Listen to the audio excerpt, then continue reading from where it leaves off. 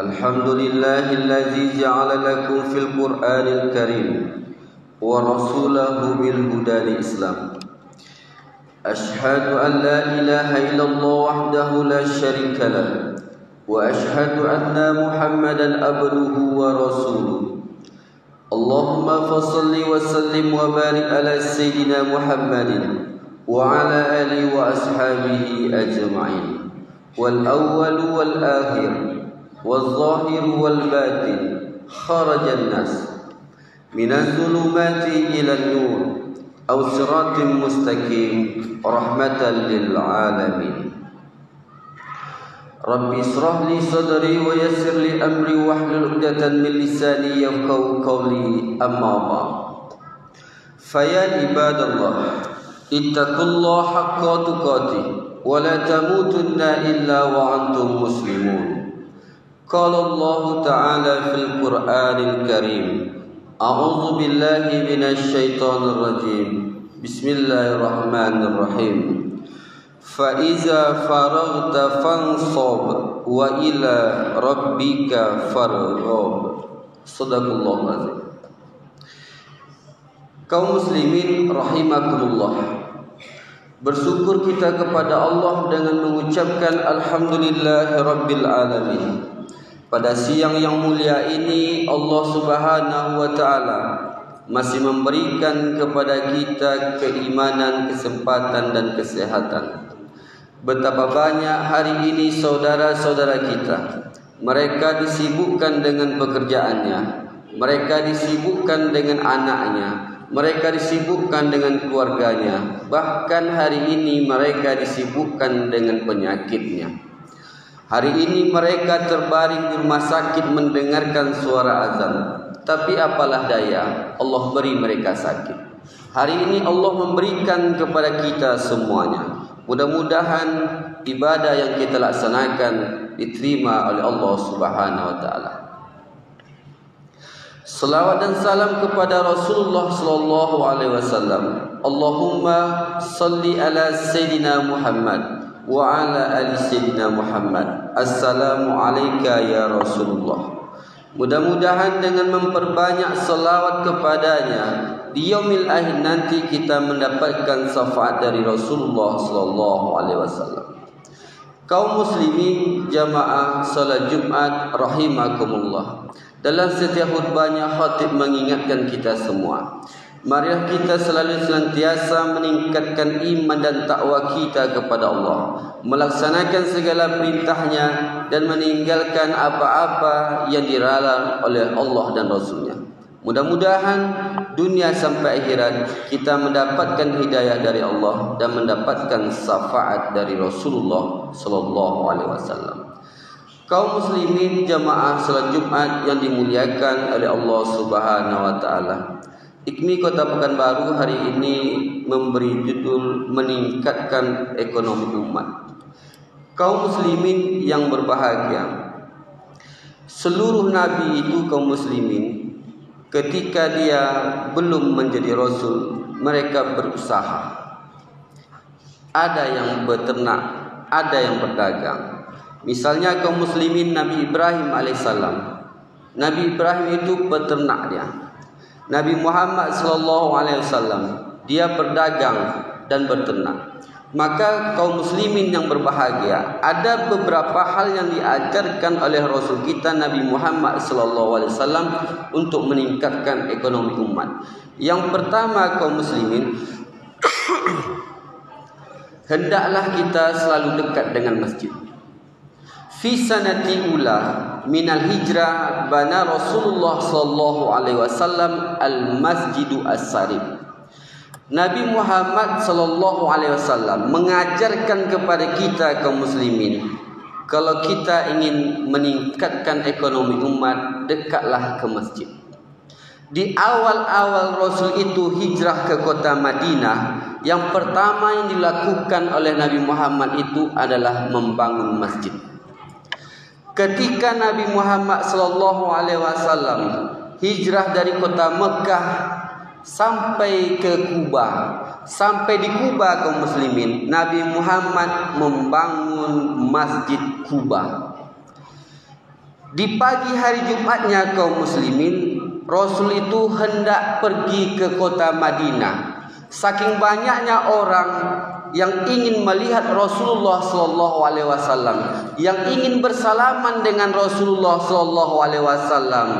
Ketika Rasul itu berjalan di pagi hari kaum muslimin, pagi Jumat, kurang lebih 500 meter, datanglah Jibril menyampaikan wahyu kepada Rasulullah sallallahu alaihi wasallam. Apa yang disampaikan oleh Jibril kepada Rasulullah? Wahai Muhammad, waktu solat Jumat telah datang.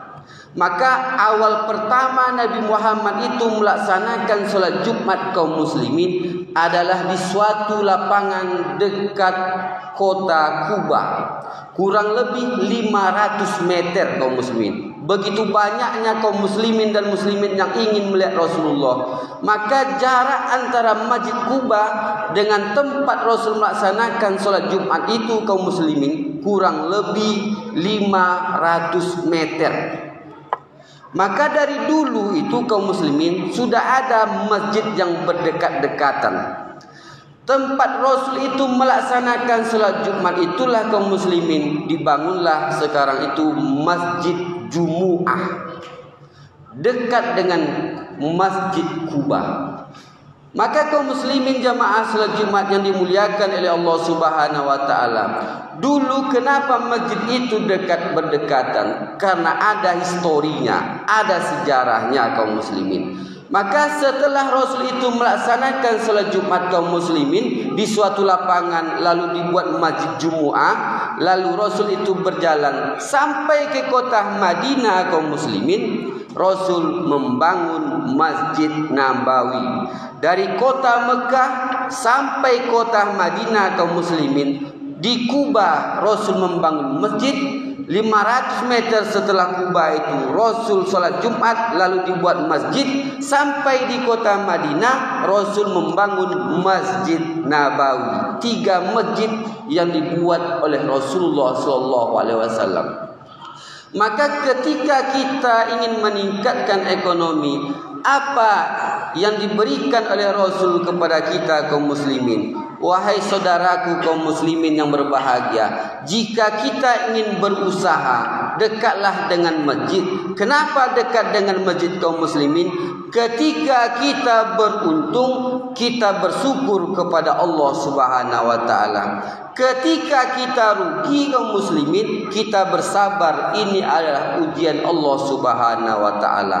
Maka kata Allah Subhanahu wa taala, innal buyuti fil ardi al masjidan. Sesungguhnya rumahku di permukaan bumi adalah masjid.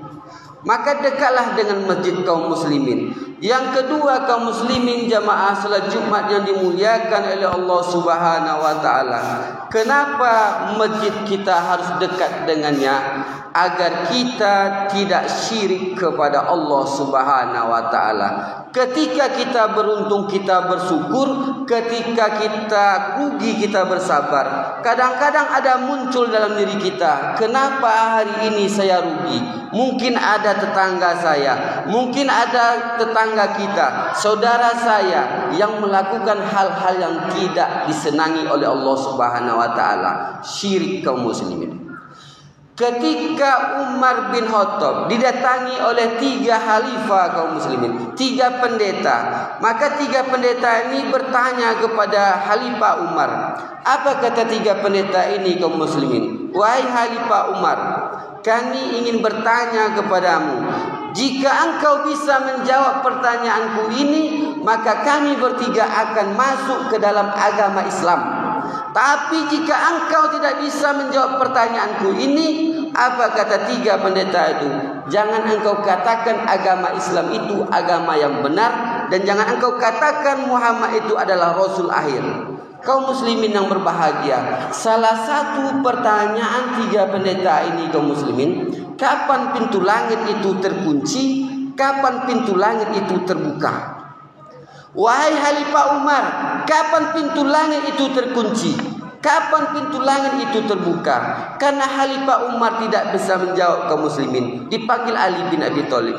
Maka Ali bin Abi Thalib itu menjawabnya. Kapan pintu langit itu terkunci? Maka kata Ali bin Abi Thalib kepada tiga pendeta ini, ketika kalian syirik kepada Allah. Ketika kita syirik kepada Allah kaum muslimin, apapun yang kita lakukan, solat yang kita lakukan, puasa yang kita lakukan, haji yang kita kerjakan, sedekah yang kita lakukan, semuanya tertolak oleh Allah Subhanahu wa taala. Itulah maknanya pintu langit itu terkunci.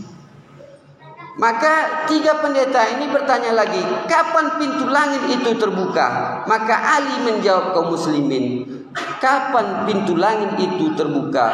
Ketika kalian mengucapkan asyhadu an la ilaha illallah wa asyhadu anna Muhammadar Rasulullah. Aku bersaksi tidak ada Tuhan selain Allah dan Nabi Muhammad itu adalah Rasulullah. Maka itulah maknanya pintu langit itu terbuka. Apapun yang kita lakukan hari ini, ibadah kurban yang kita laksanakan, puasa yang kita kerjakan, solat yang kita laksanakan, sedekah yang kita lakukan, akan diterima oleh Allah Subhanahu wa taala. Itulah maknanya pintu langit itu terbuka. Maka Rasulullah sallallahu alaihi wasallam ketika dia hijrah itu mengajarkan kepada kita, jangan percaya kepada selain daripada Allah Subhanahu wa taala. Kaum muslimin jamaah salat Jumat rahimakumullah. Maka yang pertama yang harus kita lakukan untuk meningkatkan ekonomi umat dekat dengan Allah, tujuannya agar kita ingat selalu kepada Allah Subhanahu wa taala. Yang kedua kaum muslimin jamaah salat Jumat rahimakumullah, yang dilakukan oleh Rasul itu adalah menguasai pasar.